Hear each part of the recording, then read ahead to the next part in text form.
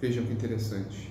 Um indivíduo que é devedor fiduciante, ele tem só uma fração dos direitos de propriedade.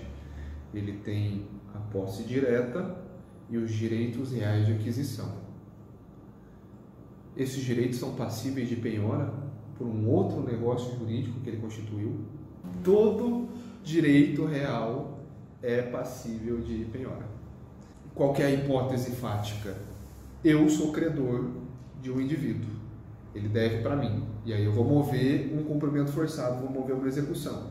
Na execução, eu tento promover a busca de patrimônio desse indivíduo para que eu faça constrições e transmita isso para mim ou para um terceiro e monetarize isso, transforme isso em dinheiro para cobrir o meu prejuízo ou a dívida que ele tem em meu favor.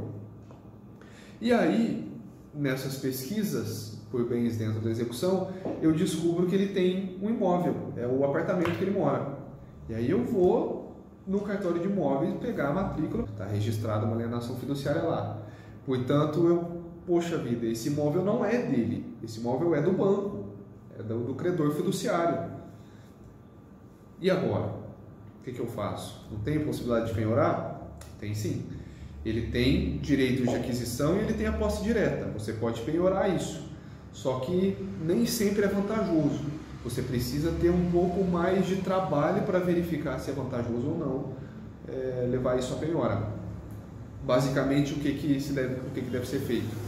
Você vai demonstrar para o juiz que tem aquela alienação fiduciária, explicar bonitinho para ele que significa que ele tem direitos reais de aquisição, que ele tem a posse direta e que existe, portanto, um contrato de financiamento vigente, em andamento. Você vai pedir para o juiz oficiar a instituição financeira, para que a instituição financeira lhe diga qual é a situação daquele contrato, qual o tempo de duração, qual o valor global do contrato, quanto dele já foi cumprido, quantas parcelas já foram pagas, qual a porcentagem que foi paga e qual a porcentagem que está aberta, porque com isso você tem o resultado de quanto já consolidou, né, de volta a propriedade em favor do devedor, que na verdade agora é o seu devedor em outra ação. O juiz, se ele deferir, ele oficia, o banco informa, você tem acesso a essas informações, você avalia se compensa, se é um contrato que já está numa parcela ali de cumprimento que compensa você monetarizar isso.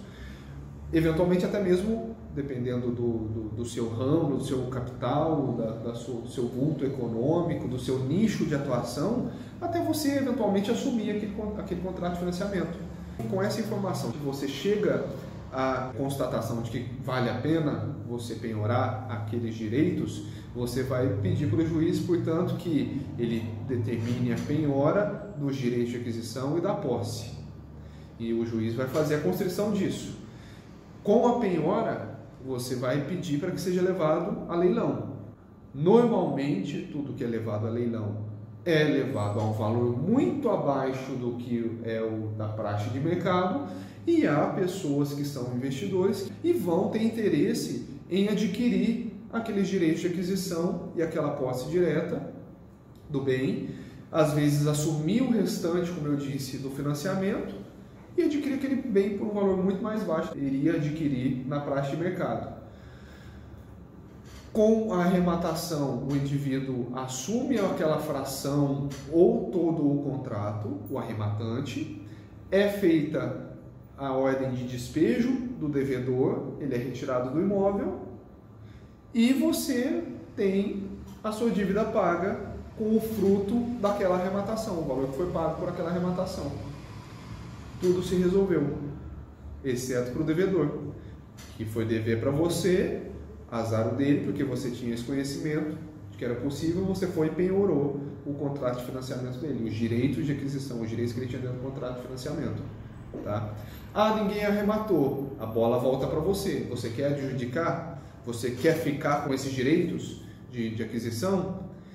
Se você for ficar, se você não tiver patrimônio, possibilidade, e for ficar só com aqueles aquela fração que já foi cumprida, que foi suficiente para pagar a sua dívida, significa que no final das contas, se o contrato for integralmente cumprido por ele depois, vocês dois vão ser proprietários daquele imóvel.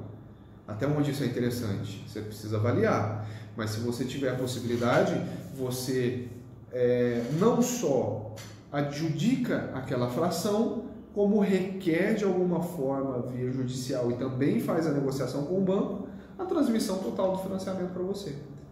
E aí há eventualmente saldo também a ser pago para o devedor, ele sai da jogada e você assume ali o financiamento por um valor muito mais baixo, você adquire um imóvel por um valor muito mais baixo, se você tiver essa possibilidade e esse interesse. Então você teve a sua dívida paga e ainda assumiu uma outra dívida, sim, mas que teve uma redução muito grande, em virtude da avaliação e tudo mais.